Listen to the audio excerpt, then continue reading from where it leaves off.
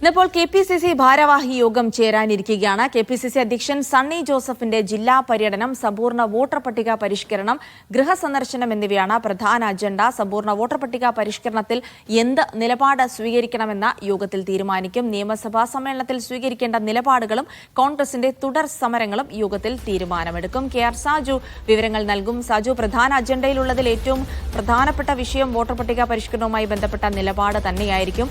അതിനപ്പുറത്തേക്ക് ഇപ്പോൾ നിയമസഭാ സമ്മേളനം നടക്കുമ്പോൾ അതുമായി ബന്ധപ്പെട്ട് വരുന്ന പ്രത്യേകിച്ച് രാഹുൽ മാങ്കൂട്ടത്തിൽ അടക്കമുള്ള ആളുകളുടെ കാര്യങ്ങളൊക്കെ ഒരു കൃത്യമായ തീരുമാനം KPCC യോഗത്തിൽ ഉണ്ടാകുമെന്ന് പ്രതീക്ഷിക്കാം, അല്ലേ? രാവിലെ 10:30 KPCC ആസ്ഥാനമായ ഇന്ദിരാഭവനിലാണ് KPCC ഭാരവാഹി യോഗം ചേരുക. നമുക്കറിയാം, KPCC അധ്യക്ഷൻ അടക്കമുള്ളവർ നിയമസഭാ അംഗങ്ങളാണ്.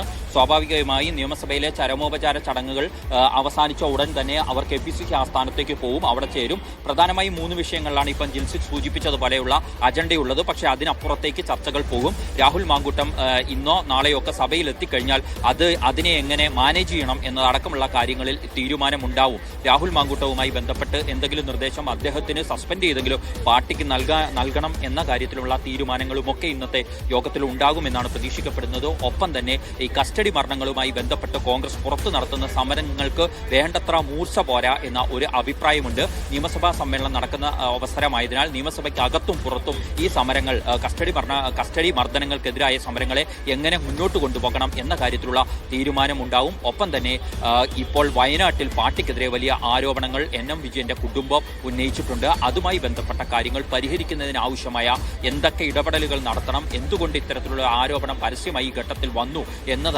അടക്കമുള്ള കാര്യങ്ങൾ കൂടി ഇന്നത്തെ യോഗത്തിൽ പരിശോധിക്കും. പ്രധാനപ്പെട്ട കാര്യം സമ്പർക്കവുമായി ബന്ധപ്പെട്ട കാര്യങ്ങൾ വിലയിരുത്തലാണ്.